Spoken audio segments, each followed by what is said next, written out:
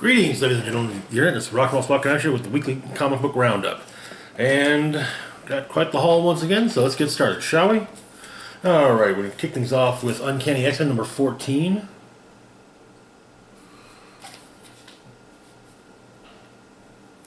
So, where we left off are Merry Mutants. Cyclops was rebuilding the X-Men with what was left of the X-Men. And they had seemingly taken down Dark Beast. The quote at the beginning: "The faster the end comes, the more everything seems to slow down. I am watching my life's work slip away in slow motion." Alrighty, so we open up in Brooklyn.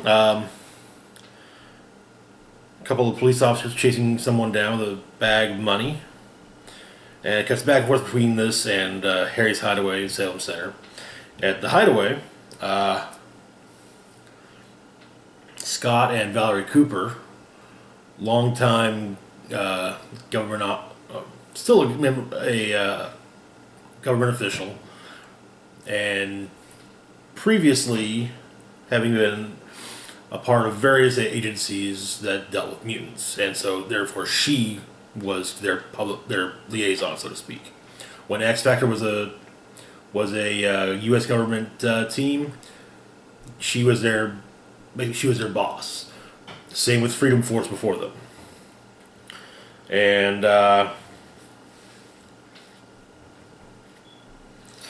however, that's not her purview anymore. She's with the State Department. And it's revealed that the man with the bag, however, going back and forth, is none other than Reaper of the Mutant Liberation Front. And he's ambushed by a bunch of Madrox dupes. And Cyclops Cyclops informs Val that the X-Men need a favor. And, then the reason why she would, perform that favor is she knows the value of having men like them on her side. And Reaper gets away from Madrox's, but is ambushed by Mirage, Wolfsbane, and Magic. And it turns out that Cyclops' motto in life used to be, on their deathbed, no one ever regrets doing the right thing. And Val asks why it changed, and he says that he died with a lot of regrets. Anyway, later on, Cyclops is interrogating Reaper, and turns out he doesn't have his he's still depowered, as he was after House of M. And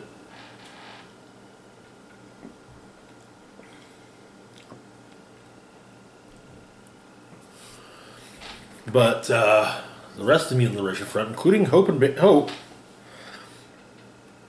been trying to get him to work with them. Turns out that Hope and Banshee are not prisoners. And Hope even gave Reaper a burner phone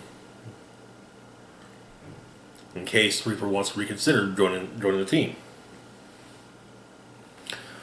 The X-Men tell him that the next time Hope calls him, he's going to say yes. Then we go into the lab, where it turns out that Dark Beast is still alive and well,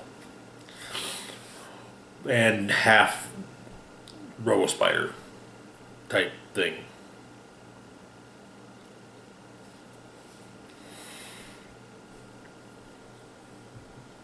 And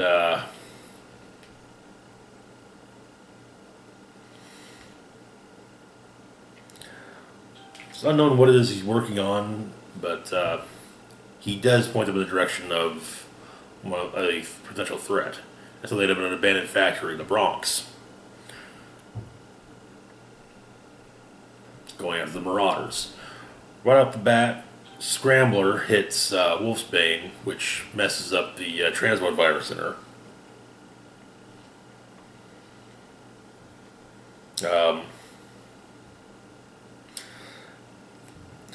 Wolverine asks Habit to shoot him a hole in the wall, and which he jumps through, and commented that Wolverine's aware they're on the 4th floor, right? Once they've calmed down Wolfsbane, the rest of the team make it outside to where Wolverine is, and they find him lying on the ground with a dagger stuck in his head.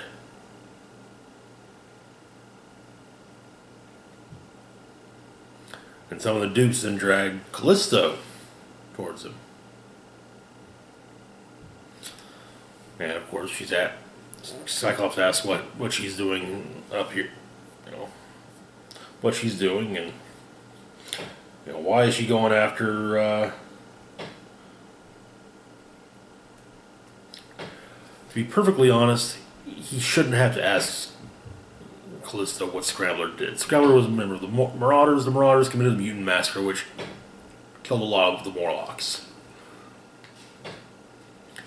For a while, it was said that the Massacre killed all the Morlocks, but then there'd always be a couple of Morlocks here and there that would pop up as, oh, I escaped the Massacre, I escaped. So, yeah, some of the Morlocks got killed. But it turns out that someone pulled off another Mutant Massacre. And Callisto takes them to the sewers to show them this, and Wolverine takes a couple sniffs and with the air and says it feels off. Chamber shows up and says that the X-Men marching in here like this feels off. They don't need cops. They don't need the X-Men pretending to be cops for mutants.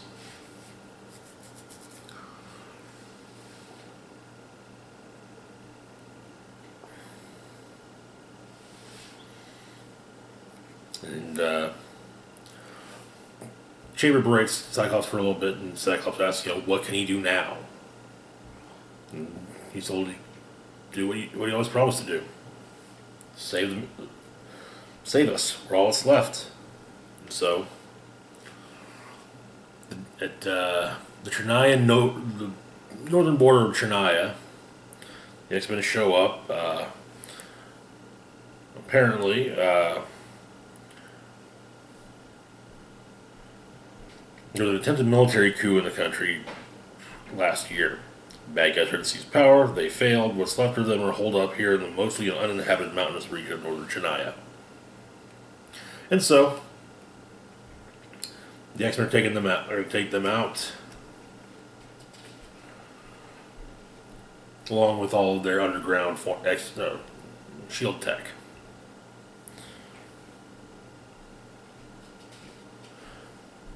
And yeah, Magic basically uses her teleportation discs, throws everyone in the air, and then drops them. Bit of a fight, and then so that portion of Chennai becomes Morlock land. But Chamber decides to stay with the rest of the X-Men. And they have a little celebration at the bar. Small victories. The door opens and Cyclops explains that the bar is closed for a private party. But Captain America's there and says he needs to have a talk with Scott now. To be perfectly honest, I'm pretty sure that everything was said with "fuck off, Summers," or when Scott said "fuck off, Rogers." I'm pretty sure that's everything that was needed to be said between the two of them, until a day came that the X-Men and the Avengers were forced to team up again.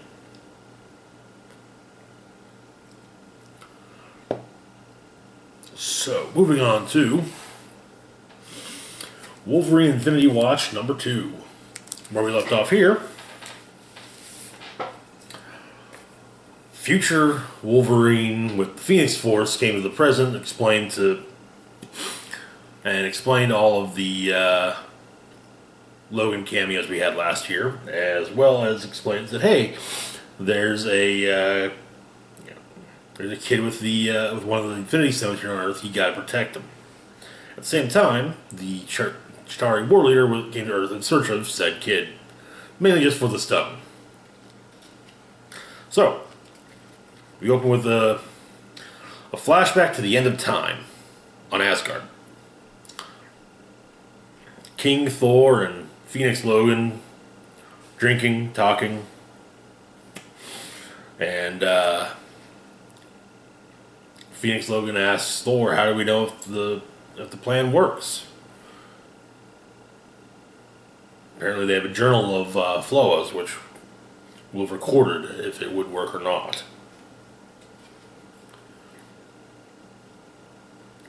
Okay, so the war leader arrives in Texas, plows through law enforcement. At the same time, Loki and Wolverine are headed after him as well, using the choppers as stalking horses. They catch up to him. Wolverine grabs the kid. Turns out that the bat that Wolverine was given, various diamonds in it, the time diamonds in it, they prevent Hector from stopping time, messing with time. But then the Warbringer shows up and fight.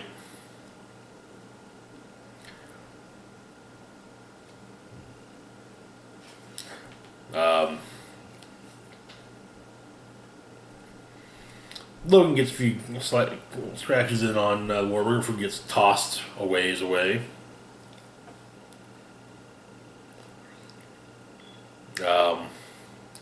Loki takes on the role of protector for Hector. Yes, I know that right. Warbringer shows up and as he's about to just start killing Loki and the doubles he made of himself.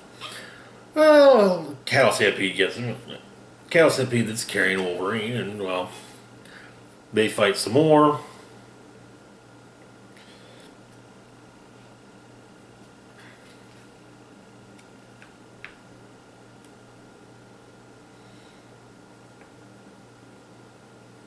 And from looks of things, Warbringer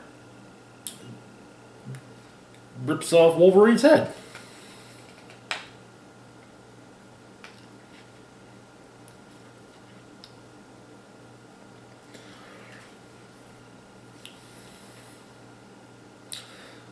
And seemingly Wolverine gets the stone, goes away.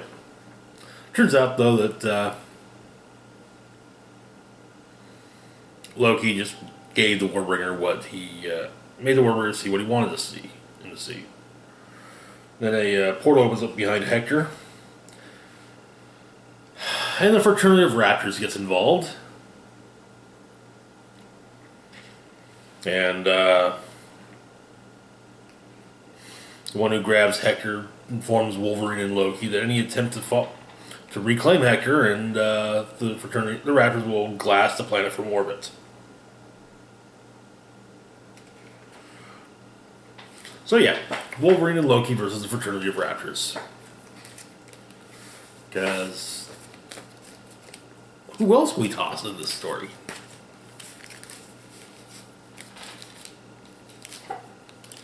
Alright, moving on into the Age of XMen. We've got Next Gen number 2.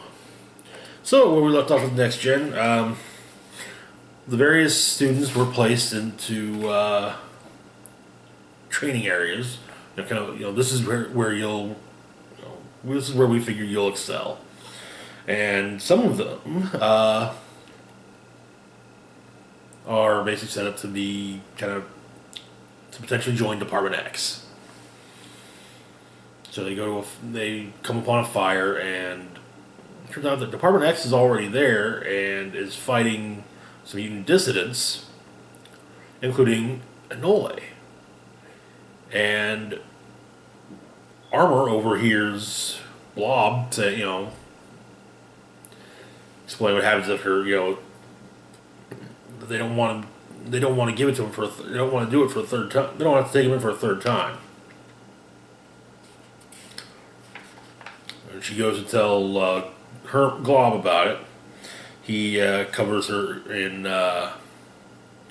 his Glob self.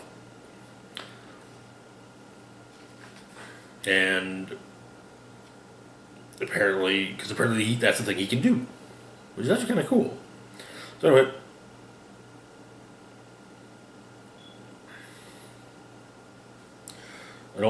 there's a vial on the dresser drawer, a note from Enola to Enole, saying, "Open me and breathe deeply." So Armor's smacking around Glob while he's trying to explain what and why he did it. And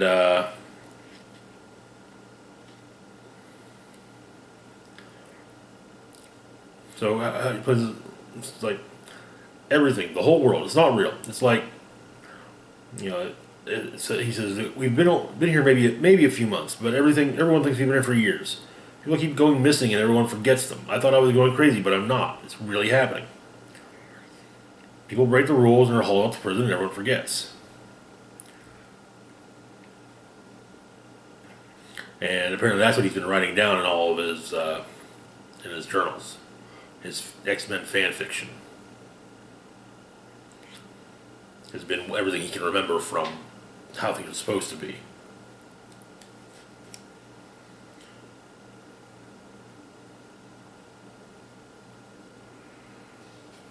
But Armor leaves, saying she's not buying into his conspiracy theories, but she needs time to think about what to do.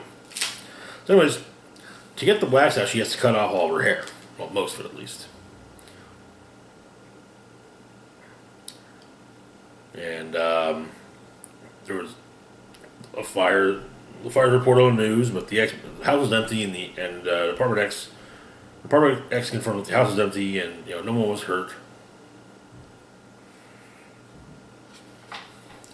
And so Armor tries to talk to Bling, about the previous night. It's like, I don't know what you're talking about. I was in the study group. Enola asks Roxxon a question, though. What happened to the life seed after the resolution?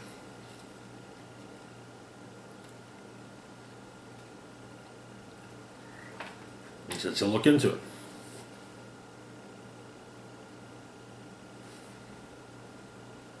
So while he's feeding the chickens, Glob's feeding the chickens, Armor comes to talk to him.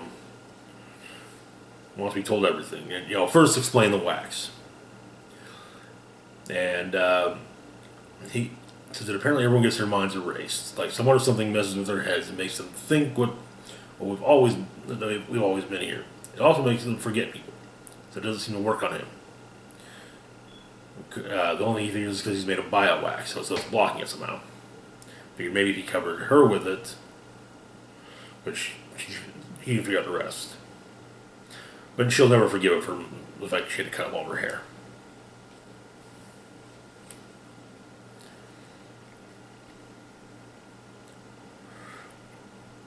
Apparently Nola is wrapped up with a group of radicals. And he's been arrested twice. Both times he got mind wiped. But he keeps on being drawn back in. And the way it works is 3 strikes, you're out. First couple times you get for screw up Barbara X mind wipes. You get the 3rd time off to the prison with Bishop and Polaris and Beast. So anyways, at the library, Rockslide is trying to figure out what is looking into the life seed question.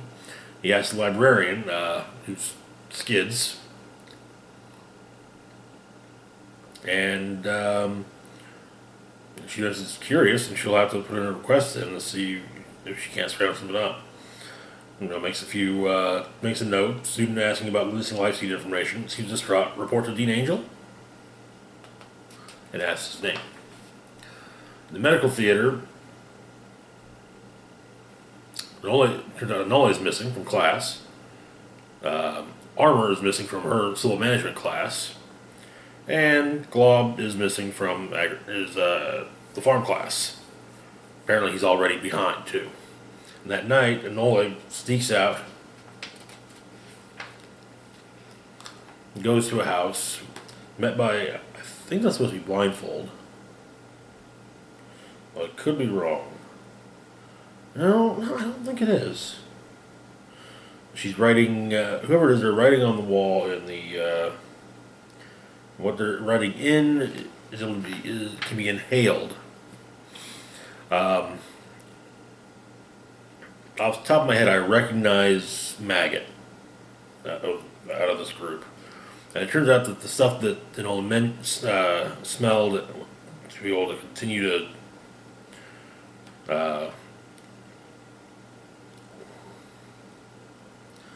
the vial that he smelled to remember everything is a substance called Unveil. And apparently their supplier seems to have vanished. So what they've got on hand is the last they've got.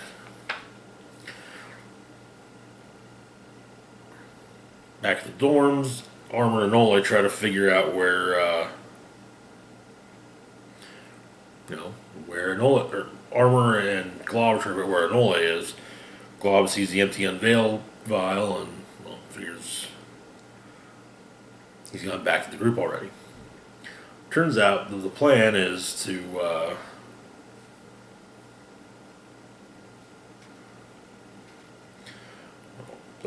Maggot has a plan to do what, as he puts it, he extracts that other followers of Summoner have the courage to do. So caught up are they with their teachings of peace and love. But they're going to blow up the library, which, as he puts it, the propaganda machine. His exact quote being, "We're going to blow up their library of falsehoods and cease the spread of misinformation and lies." He's a rather large-sized bomb for doing just that.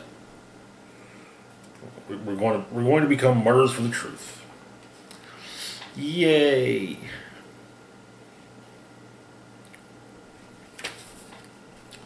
Alrighty, moving on to The Amazing Nightcrawler number 2. The Amazing Nightcrawler number 2. Also an Age of X-Men book.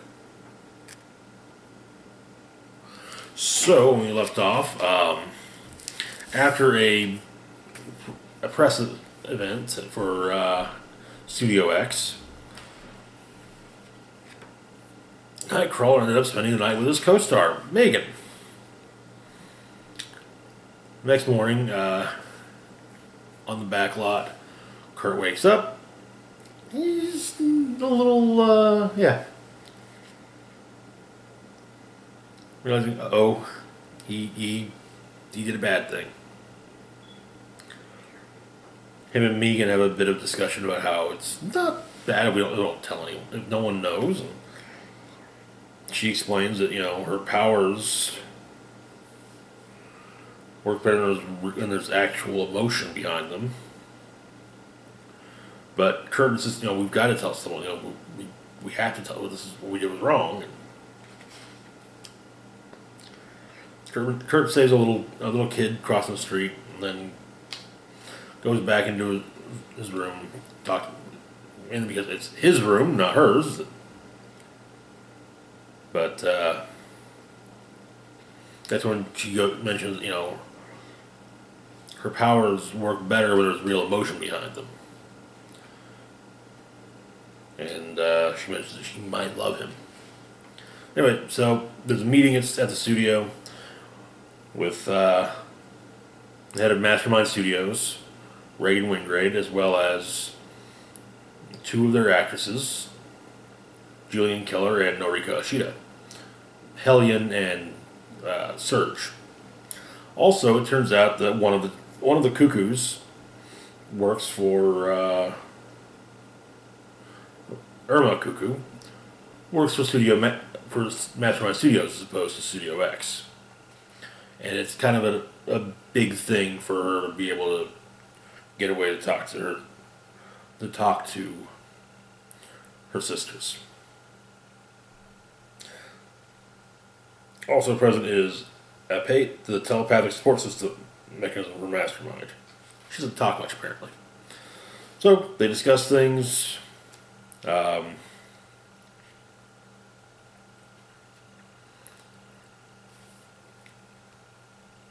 Basically, Miss Wingrid wants to collaborate with Studio X.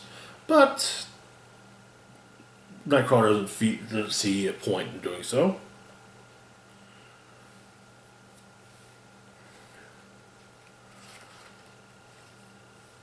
And so they split up. They leave.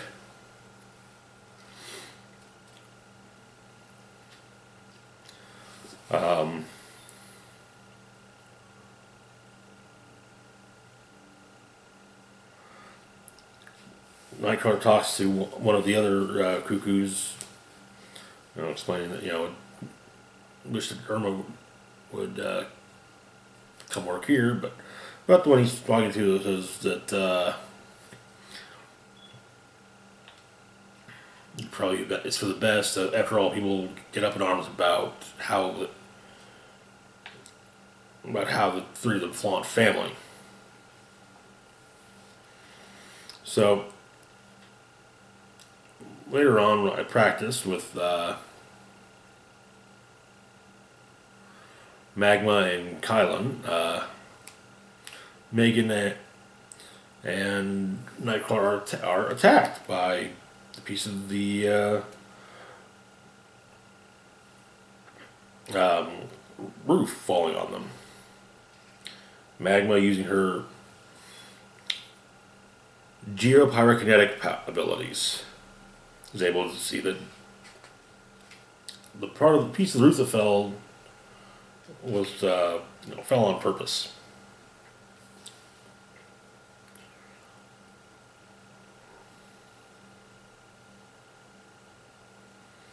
But Megan gives Nightcrawler a piece of paper. When he gets back to his dressing room, he unfolds it. It says to meet her tonight at the corner of Grant and Westing. She wants to show him something. There's a moth on the piece of paper as well. So later that night, he arrives at the corner. There's a club. He walks through a club, and at the door is Mercury. As he's walking through, he's handed a mask by another masked person, who explains that who welcomes him and says that no one knows you. You're free. So he puts on the mask and sees people dancing, showing emotion, having fun. Megan shows up and even actually kisses him. But he vamps out of there, hands Mercury back the mask, and says, hey, you tried. When he gets back to Studio X, however, Mystique, his mother, is waiting on him, telling him that she can explain everything.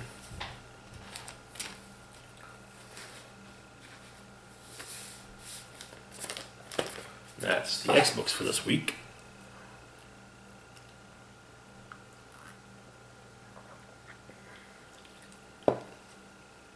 Moving on to Avengers number 17. Or 707 by legacy numbering.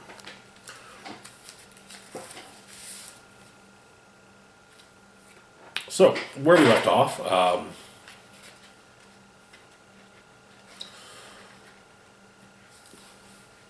the Red Widow was torturing Dracula, and he informed, apparently that's all. The issue is largely narrated by Dracula, but he tells her, it's all. He's told them everything he knows, every dark secret of the last 500 years. On the coffins of his children, he swears.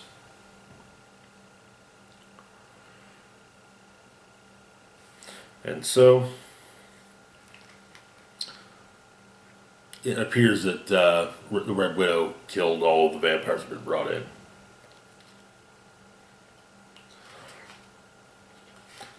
And it turns out he's being sent to the Chernobyl exclusion zone.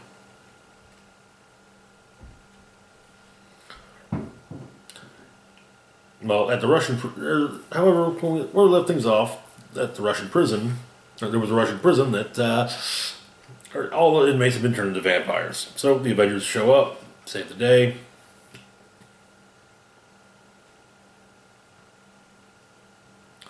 It's actually the same prison that Red Widow was at.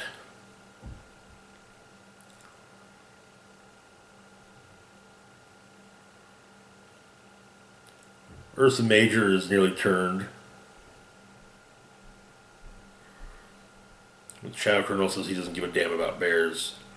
But Spiders, on the other hand, she explains that if they want Dracula, it can be arranged, but she'll need something in return. Red Widow explains that if they want Dracula, something can be returned, but something can be arranged, but she'll need something in return. And also says to the Shadow Colonel that he should stick to killing vampires because she's out of his league. But then the Avengers show up, and I should have reworded that. The issue is in part narrated by Dracula and in part narrated by Blade. So the Avengers duke it out with Shadow Colonel and his cronies.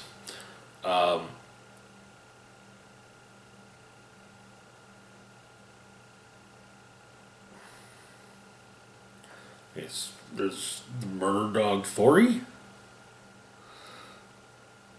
who attacks Shadow Colonel's dog.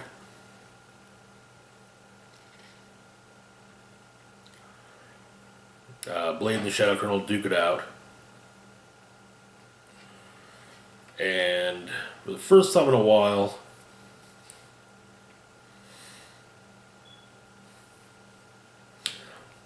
Blade finally has the upper hand against the Shadow Colonel. While fighting Snow Snake, Black Panther explains that he's been developing possible cures for the condition of vampirism. He explains that he brought them all. They're working into the tips of his gloves.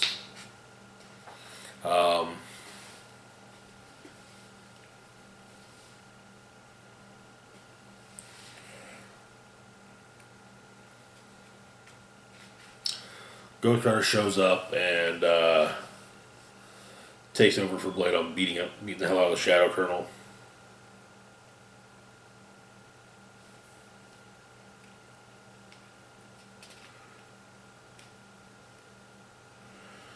And then Blade, who now has the little miniature man thing that the Shadow Colonel is toting around, and has made him quasi-armor, which includes wooden blades, uses those wooden blades to cut off the Shadow Colonel's head.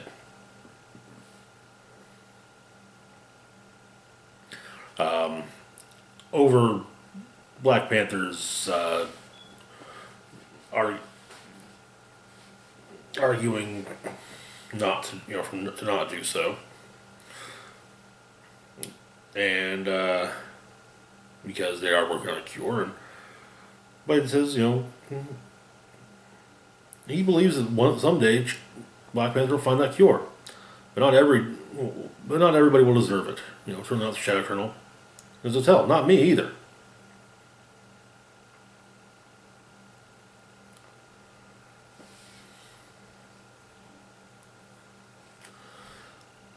And then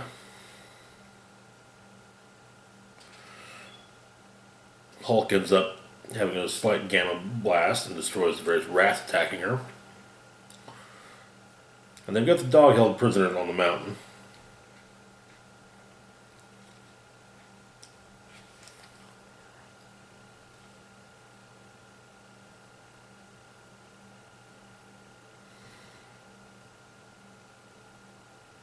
Apparently, though,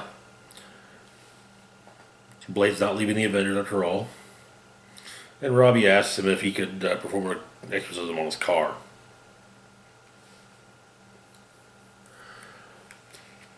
In Chernobyl, the other vampires have gone to Chernobyl, including the body or the remains of the Shadow Colonel.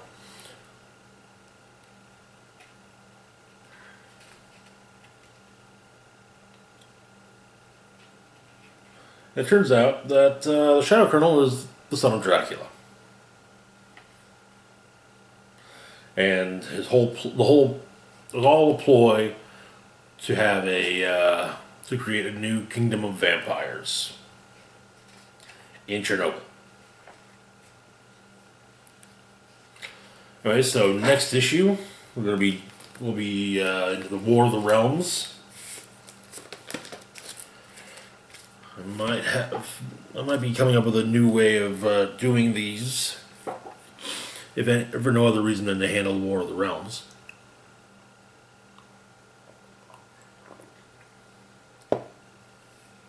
Moving on, we've got the Avengers No Road Home, number 6. So we are where we left off.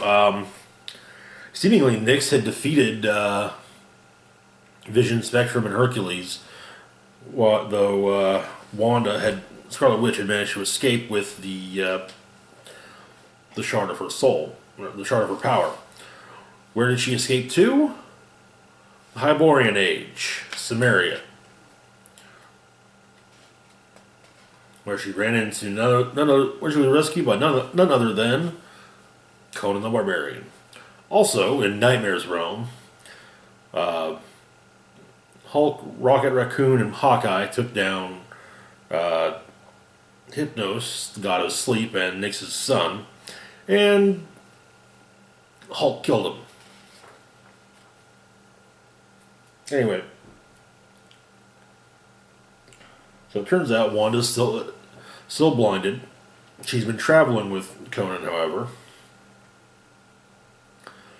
who has promised to help her find the shard. The two of them fight a giant scorpion-looking thing. Bat.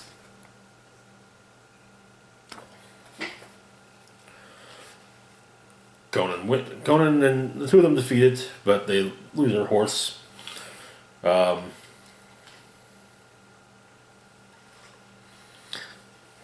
They manage to get themselves a camel and then make their way to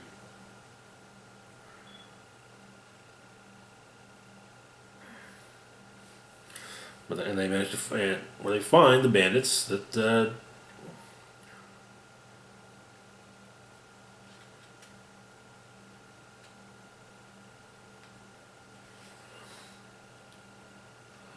it turns out that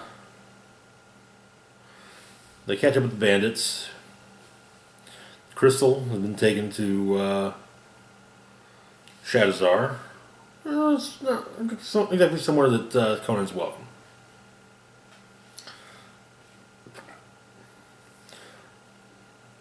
Conan sleeps while Wanda meditates.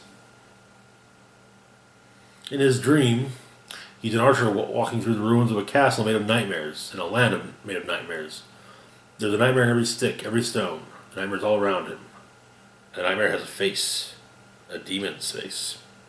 He's seen the realm of nightmare, and sees Hulk. And Hawkeye and Rocket come upon Hulk and Hypnos' corpse.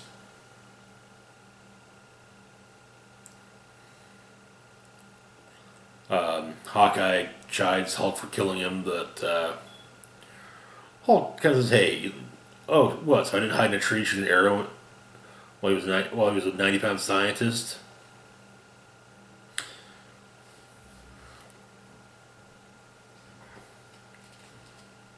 And apparently they're trying to figure out how to make the shard work, but Nightmare doesn't know how it works. Just, he's just ready to keep it. That's all. Well, and so Hulk just figures snap it open.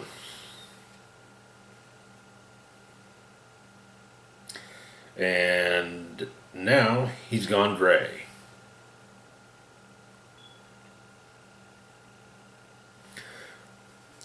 We get a few moments of, oh hey, maybe a thing, maybe romance is blooming between Conan and Wanda, but they both have reasons. Her and Dr. Voodoo are a thing, and Conan, in his heart, he is still, his heart still belongs to the Pirate Queen Bellet, who's actually soon to be getting her own miniseries. Anyway, Wanda distracts the guards at the gates of Shadowzar, and they make it in. They manage to find someone who might know about they might know where to find the Cult of Night, or the Cult of Crows, or Crow Cult.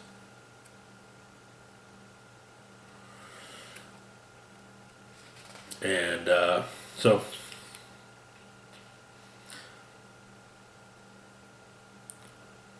they make a blindfold for Wanda, because the idea being, if Nyx is still linked to her eyes, so if she can see something, then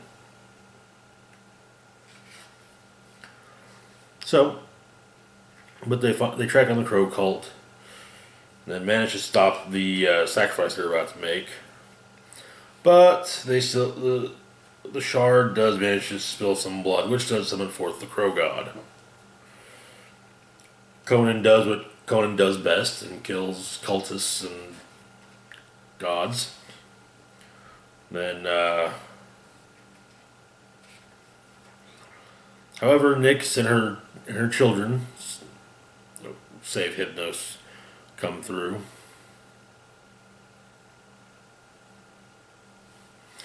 And that, with Voyager in tow.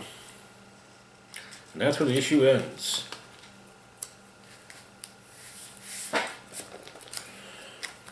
Oh, man.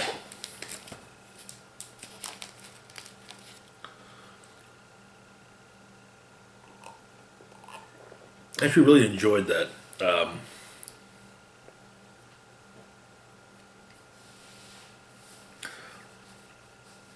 I'm looking forward to seeing the rest of the seeing how the whole team gets back together. But yeah, anyway, moving on to West Coast Avengers number 9.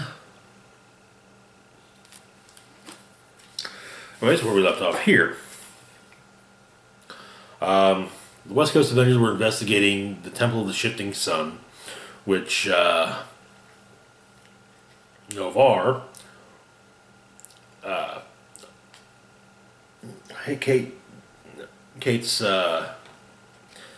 Bishop's ex-boyfriend, thought was related to the Screes because shifting, because shifting, Skrulls, shape-shifting, shifting, makes sense.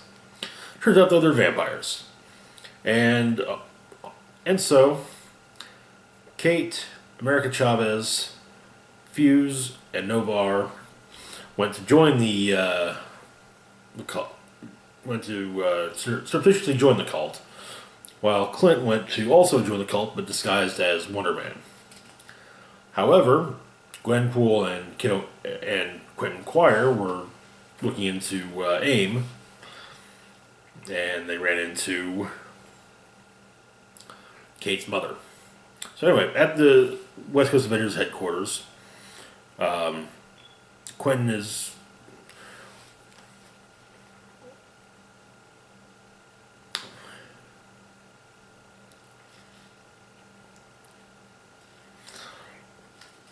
we get a little bit of Quentin doing his for the camera bit, and turns out that Jeff the Land Shark seems to like Quentin. I mean, someone had to like him, but yeah. So at the temple,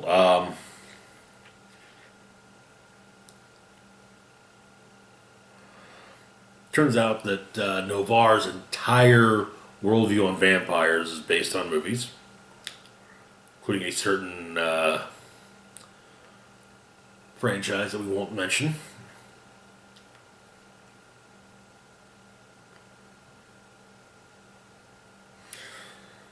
But it turns out, of course, that the great leading down to the hole in the ground they're in, that Fuse and Novar are in, is electrified. Meanwhile, the two Hawkeyes are being hung from their feet in the bowels of the temple. Turns out Clint was found out because the actual Wonder Man was on TV. Because they couldn't have just called... Because it didn't occur to anyone to, call Simon and say, "Hey, Simon," especially Clint, to, call him and say, "Hey, Simon, Clint, yeah, so could you not make any public appearances until I call you back? That'd be great." Okay, thanks, bye.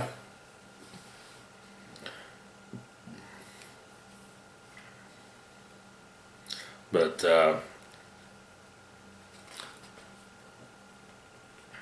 America gets brought in, and apparently she's already got a couple of puncture marks on her neck.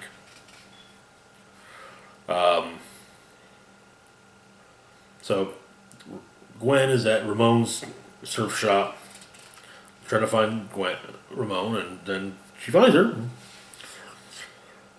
We've learned that Ramon and Fuse are of Wakandan ancestry. Their mother was a member of the Dora Milaje and died when Ramon was 15.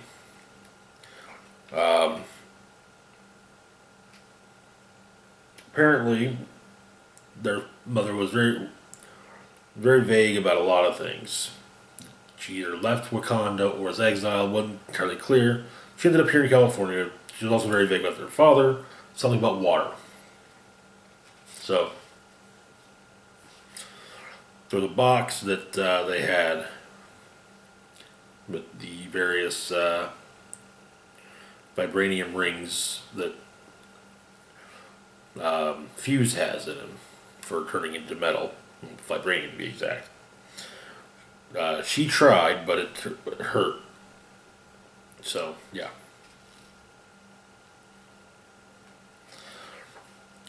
But she asks Gwenpool to promise that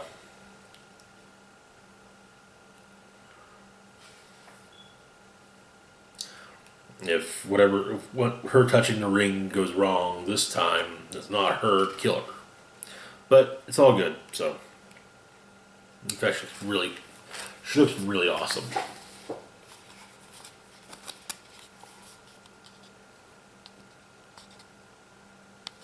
So,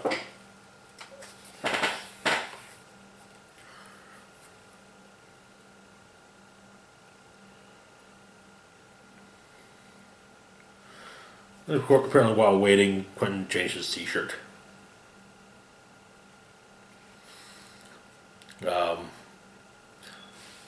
So it turns out that the Temple of the Shifting Sun uses a network of tunnels underneath Los Angeles, which surprisingly haven't fallen because of earthquakes. And that's when also the rest of them get to reveal that, oh, we're up against vampires. And apparently Kate's mom was dealing with Temple of the Shifting Sun on behalf of Madame Mask. And so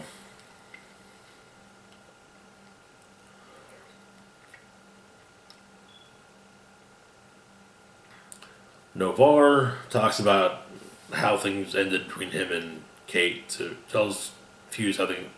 Apparently Novar has been talking about his and Kate's relationship with Fuse, who's just like, yeah, can we not? talk about, I'm not going to give my girlfriend's ex tips on how to win her back. So, yeah, no. But, so he turns himself into vibranium and has Navarre toss him at the grate, makes it through. And Quentin TK's Navarre out of there. So they show up. It's a fight. The Hawkeyes have gotten loose. They might not have arrows handy, but bows. But yeah, they're making do.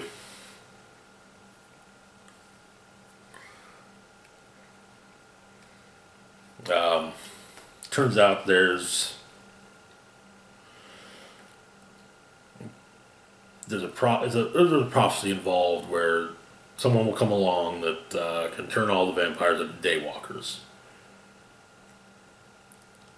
And it turns out that Kate's mom is a vampire, and she bites America to see if this is, if she's the person who will fulfill the prophecy.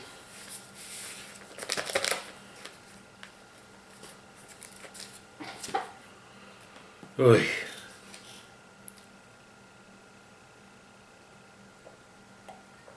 Had to be something, though, right? Anyways, moving on to Captain Marvel number 3.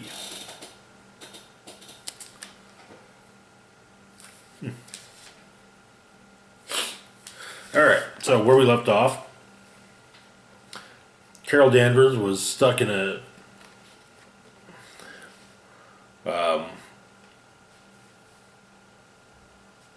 had gone through a barrier surrounding Roosevelt Park, which it took her to a post-apocalyptic wasteland of Roosevelt Park, and a handful of her friends were already there. Spider-Woman, Hazmat, Echo. Hazmat's powers being all but gone. However, and then as while they were fighting Nuclear Man's Metal Man forces, Hulk, Jennifer Walters, came through the portal, and however, while falling, went from being Hulk to being Jennifer Walters. And so, we open with Carol managing to get free from the Metal Man holding her and saving Jen. She does make a point of remarking that she has to do it just right so that she doesn't break Jen's neck. Anyways, so Resistance forces managed to persevere. They beat the Metal Men.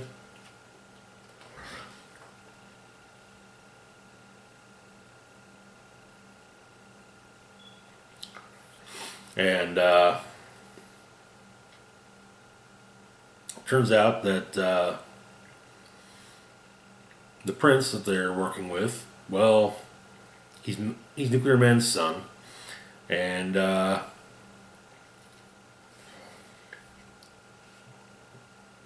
apparent from looks of things, Captain Carol got kidnapped to be Metal Man's bride. Now, interesting point.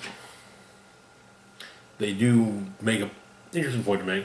They actually do reference the Marcus storyline, which is one of those stories that there are certain stories that I think Marvel would be very happy if everyone just forgot completely about. The Marcus story is one of them. So anyway,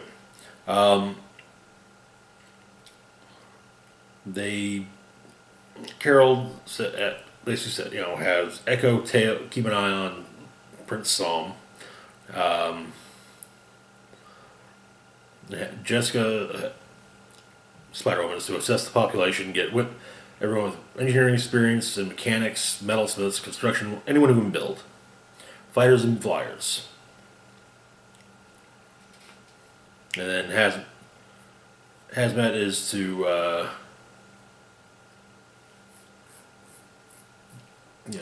go to the med lab and so they can figure out the depleted power situation. So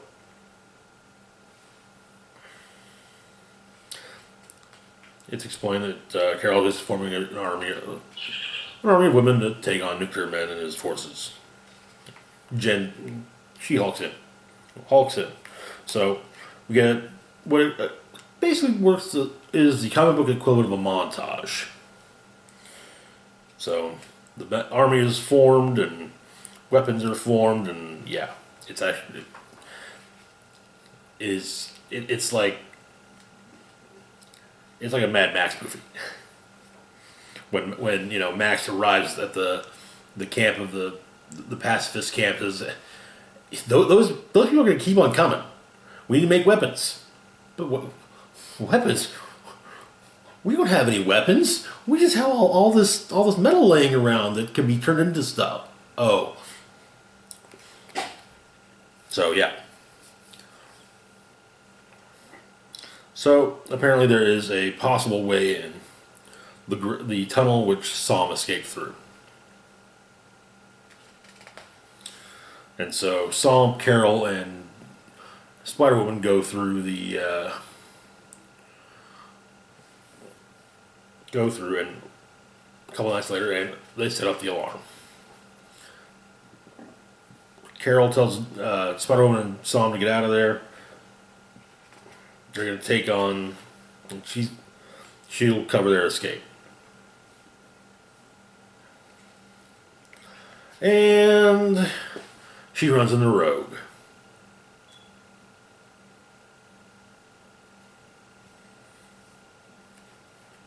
And it looks like she's brainwashed. Well, I'm pretty sure Rogue kind of like, hey, I screwed up.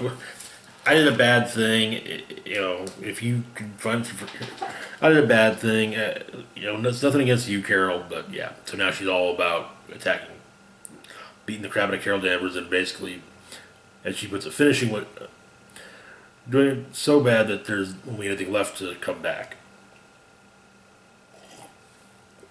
I'll tell you what she exactly says.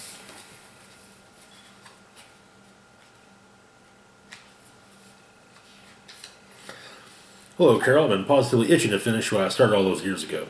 And this time, I'm not going to leave enough of you for anyone to save. Which, to be fair, the first time around, Jessica Drew did save her from falling into Pacific Ocean off of the Golden Gate Bridge. Alright, moving on to Spider-Man City at War, #1.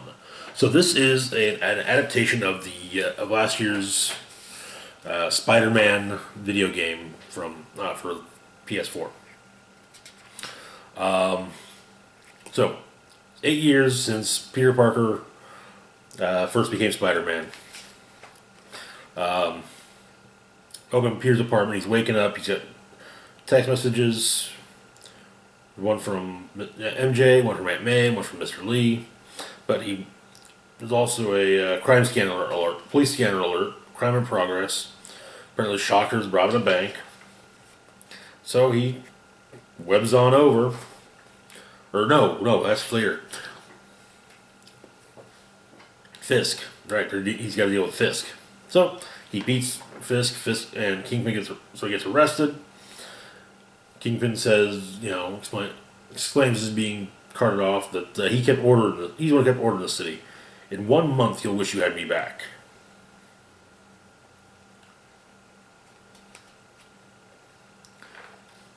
So he goes to talk to Dr. Octavius. Otto Octavius is, and he's working on his tentacle suit. Something's about to go. Peter says something's about to go wrong, and manages to turn it off in time before it does. In Midtown, Miles Morales and his dad is hanging out with his dad, and he reports to the Shocker robbing a bank. Now he gets to the Shocker. Spider-Man, is like, we've talked about this, Herman. You gotta quit robbing banks. When you rob banks, I show up and punch you, then it's off to jail. And Shocker, he doesn't have a choice. And it's like, sure you do. Life's nothing but choices. But someone will kill him. He says, "You don't mess with these demons." But anyway, that night, Octavius walks in on Peter making repairs to the spider suit. Well, thankfully, as he puts it, saved by thanks to his deceptively unimpressive jawline, Otto doesn't put two and two together. Doesn't manage to figure out that Peter's Spider-Man. It's like, oh, hey, you designed Spider-Man's equipment, and so he comes up with a few things and leaves with an email, and so Peter puts it all together. Anyway, so MJ's trying to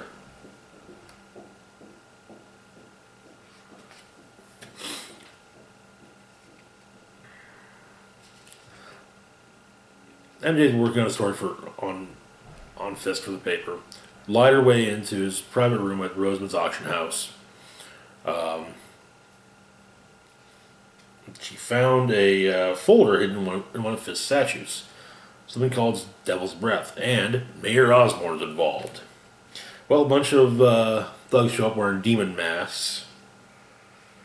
They're looking for it. Then Spider-Man shows up in his new costume. That one. Spider-Man and MJ help take down the demons. However, they do manage to get away with the folder and bring it to Mr. Negative. Then at the Feast Center, Aunt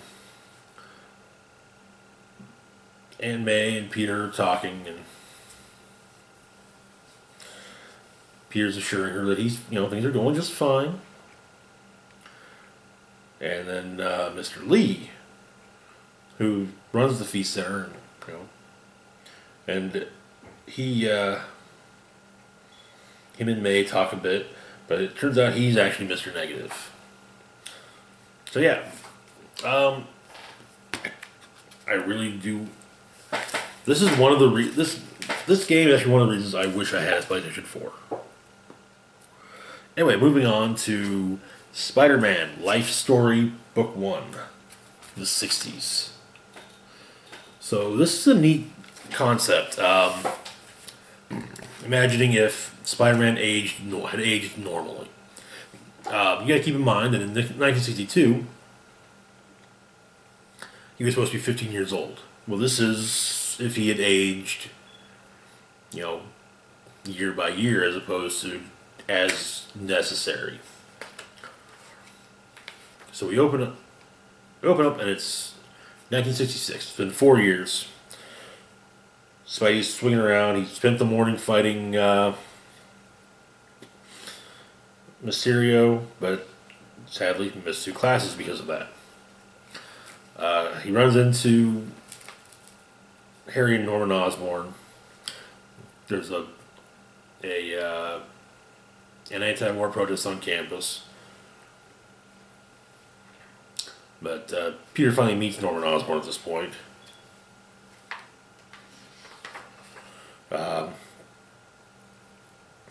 Goes to the lab, meets up with his lab partner, and Professor Warren, the Jackal, pops up, and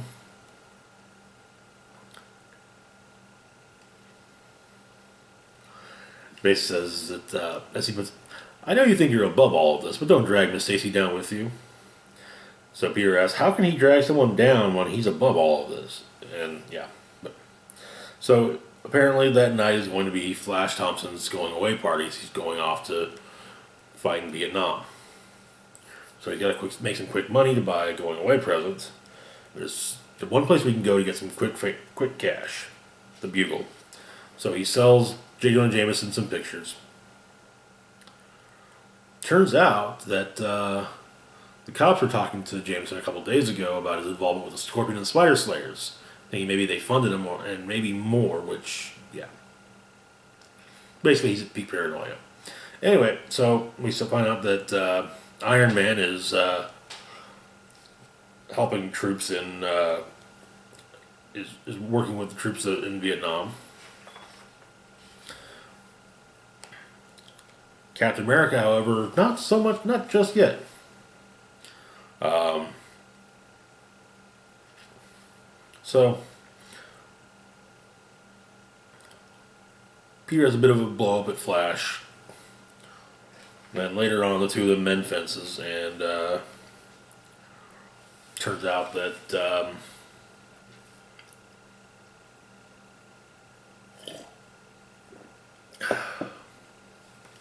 Flash's dad went off to was in World War II, and changed him for the worse.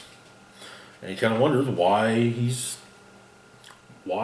Flash is going off the war, and Flash is what Spider-Man would do. Which, of course, throws Peter for a loop. What? Turns out that, anyway, so Norman and Peter talk about it at the bar, and Peter Spider-Sense goes off, and Norman says he knows Peter, the real Peter. But look behind the bar on the top shelf, and there's a pumpkin bomb. So the two of them meet outside.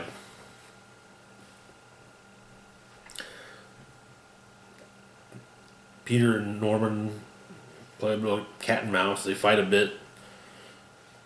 But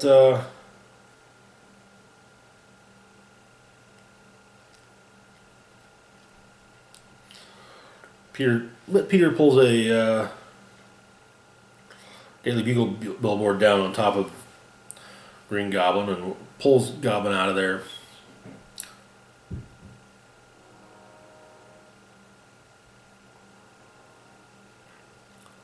And he doesn't remember anything.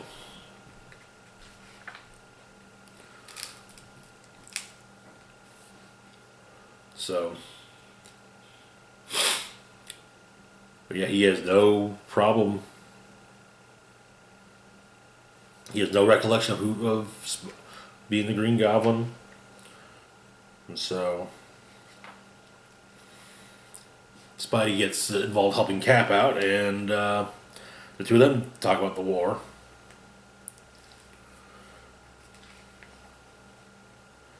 Apparently, Cap is going to be going, but later on, Spidey reveals that he called an anonymous tip-in about Osborn. Turns out that he has no alibi for the appearance of the Green Goblin, and they find the secret room in Osborn Industries, and yeah. Anyway.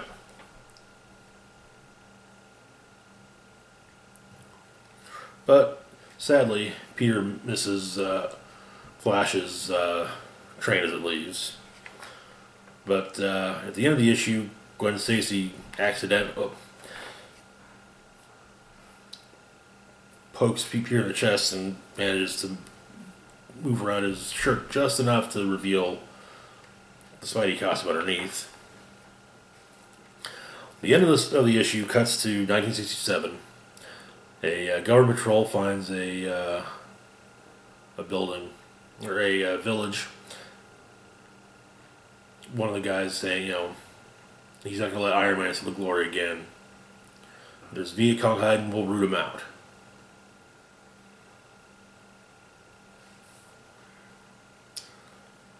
And just before possible students be fired upon, soldiers are stopped by Captain America.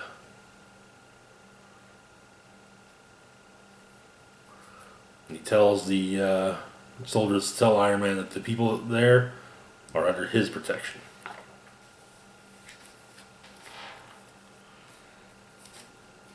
Okay, next issue, next month will be the 70s. Moving on to Miles Morales, Spider-Man, number 4.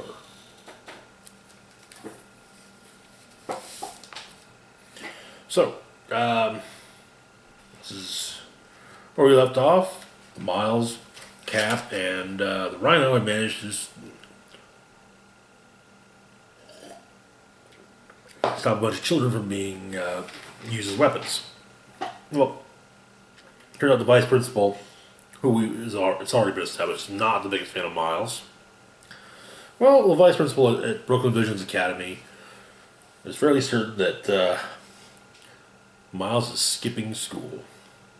When we flash back to 12 hours earlier, turns out there's a museum exhibit called A Brief History of Brooklyn Hip Hop. One of his roommates says, they've got to go, but the other one, however, is sick. So they explain, hey, we'll do. We'll all say we're sick because, hey, our roommate's sick, so obviously it got, we picked it up from him. Then his maybe girlfriend texts him to,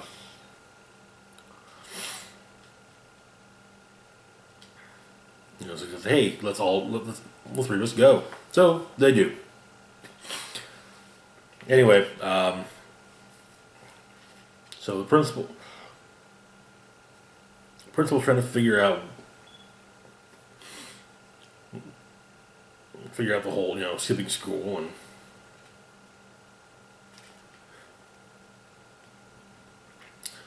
Miles, the kids get out. The vice principal learns, Morales called in,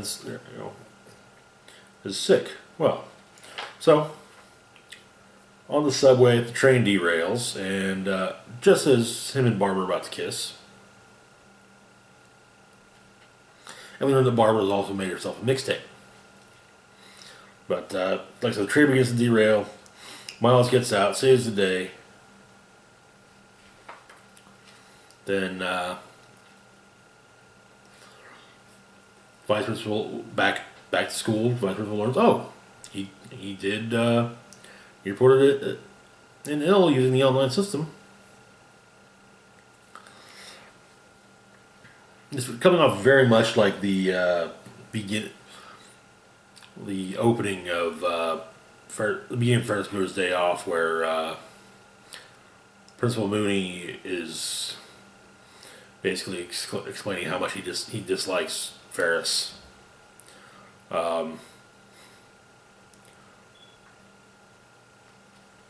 anyway, the vice principal goes to the dorm to, hey, I need to see, bang on the door, and Gank, the roommate who actually is sick, exclaims that we're all sick, very sick, extremely sick, and Miles is sleeping. And just as it's about to continue, the principal shows up, saying, hey, we've got a meeting to get to. So at the museum, they check out. There's some notebook pages of Most Def. There's some from Notorious B.I.G. and a notebook page from Jay-Z. And once again, Miles and Barbara are about to kiss, but the power goes out, and Miles changes into SpiderMan, and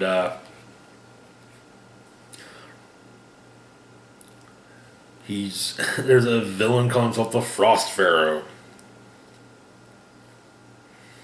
and he's got a cold weapon. He's basically got an ice blaster, but Miles manages to stop him, and day is saved.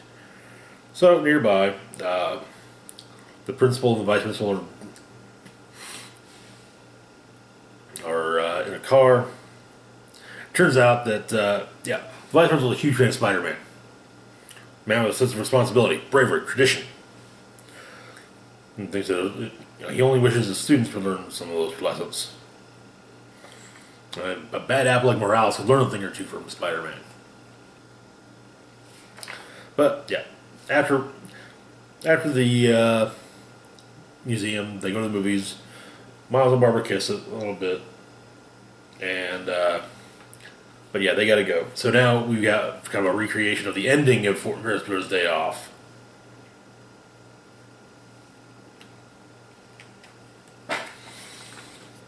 Yeah. And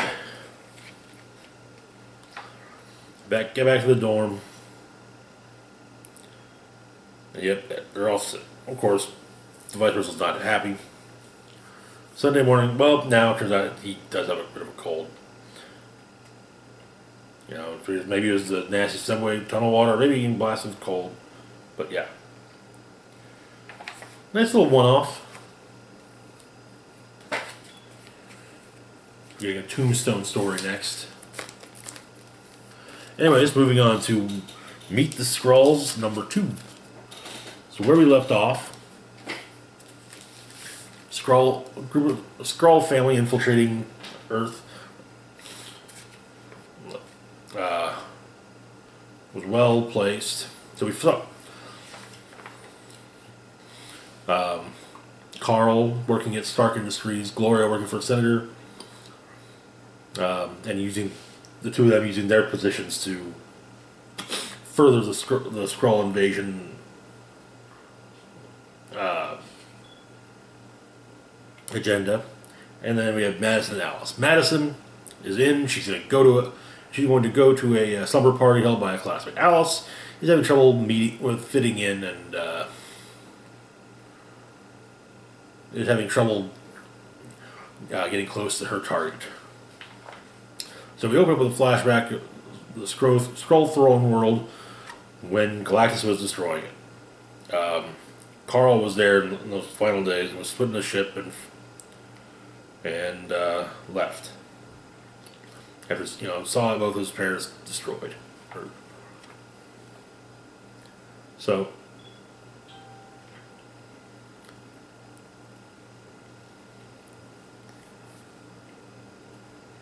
Alice is trying to figure out how to get close to Andrea. Meanwhile, it turns out that Madison, going to a slumber party at a popular girl's house, said popular girl works for her parents have information that she has to steal.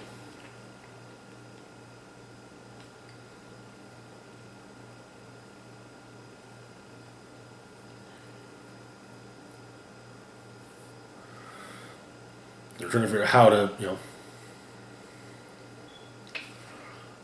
simply put,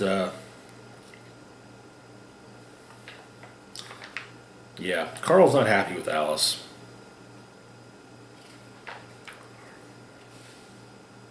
Meanwhile,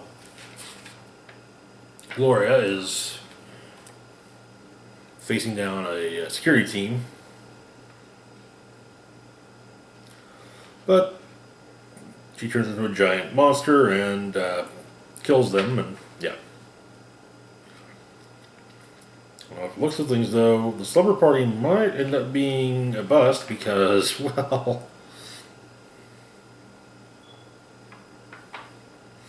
the parents are still there.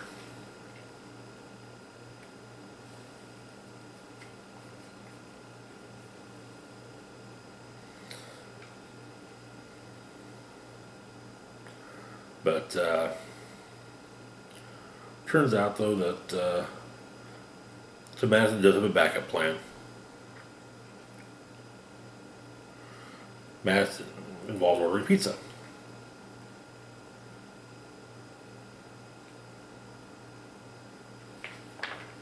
And her friend thinks that she's perfect. So, the Moloth, Carl's supervisor, their superior, has a lead on the mysterious person who's offing Skrulls. They at least have a picture. And they think that he's trying to track Alice. So,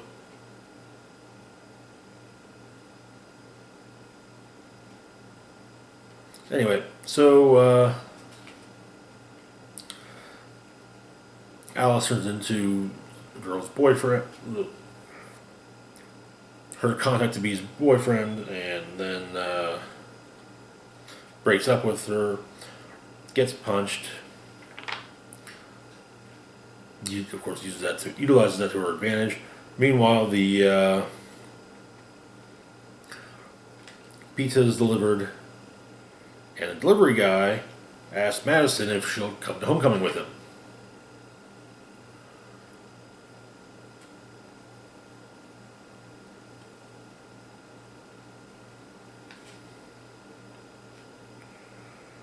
And they discuss things, and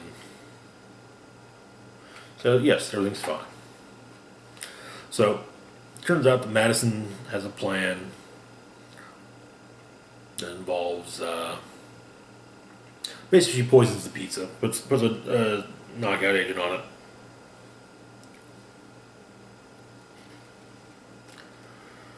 Manages to steal the plans. Alice runs into Andrea, the girl she was supposed to become friends with, and the two of them bond to become friends. And when Alice gets home, she's met by the mysterious man in the trench coat and fedora, and sparkly gloves.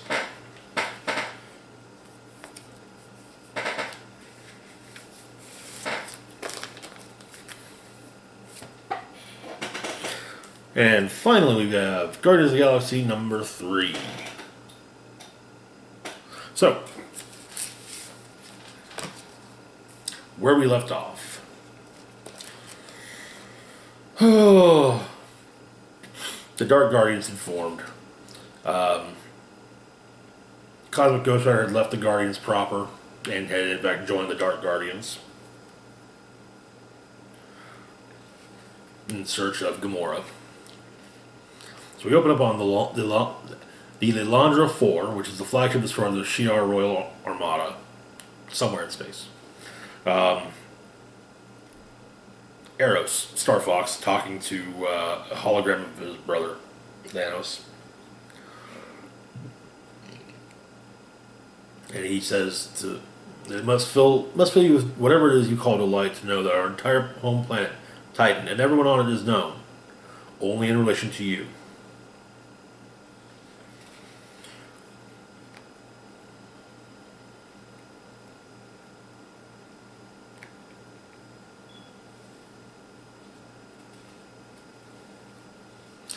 So in the negative zone, Hela and the Black Order come upon Annihilus.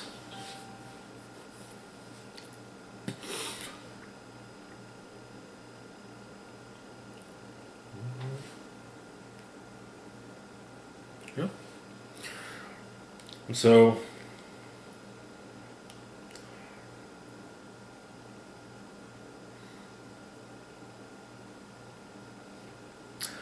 they banter a bit.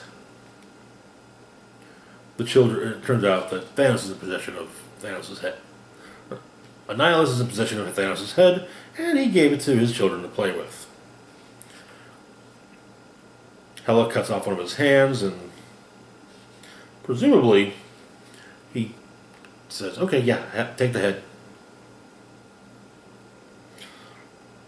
Then on the planet Eleanor 143, the southern outskirts of Sector M, Richard Rider crashes down as he is now.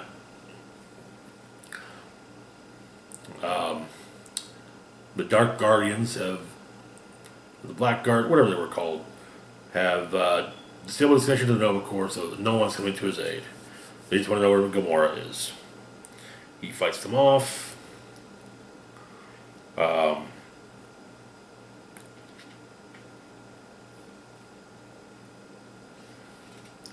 Wraith fights him for a little bit.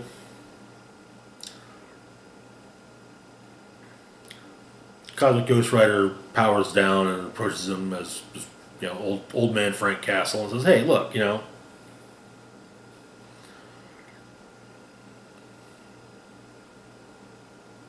it's time to pick a side." Says that he has, and he flies off.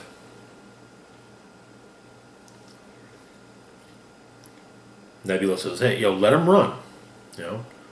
He's beaten, outmatched, confused, bleeding out, cut off from his core, too far to reach them, alone and scared. So only one place he's running to. And we cut to the Rider, which is like somewhere off in space, man. Star-Lord is in bed, not doing much of anything. Groot is trying, basically banging on the door, and finally he gets him to open up by saying it's about his father. But no, it was a shameful ruse, and Groot has decided they're going to save her.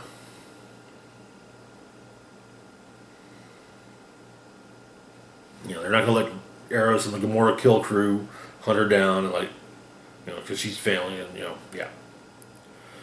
So Groot takes his bottle of booze from him and smashes it on the wall. So hey, we're not asking permission. We're doing this. Groot knows where they are, after all. And then, though it surprises Peter for some reason that they're taking the Rider to go find him. Well, of course, Groot explains, how else? They can't all fit on Bill's hammer.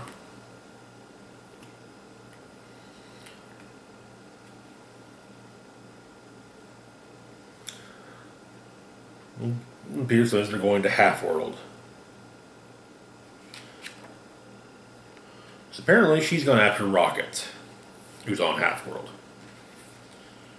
So yeah, this should make for an interesting interesting next issue. Anywho, that is it for this week's haul. Next week will be the final week of the month, so we'll basically we'll be seeing everything kind of, with Marvel, we're going to be having a lot of stuff wrapping up just to between this week and next week to make room for the involvement of various books in War of the Realms. And we've only got another 4 weeks to go on No Road Home. So, anyway, that's it for this week. I'll be back tomorrow with a review of Us. As always, feel free to like, share, and subscribe. Links to my Facebook, Twitter, and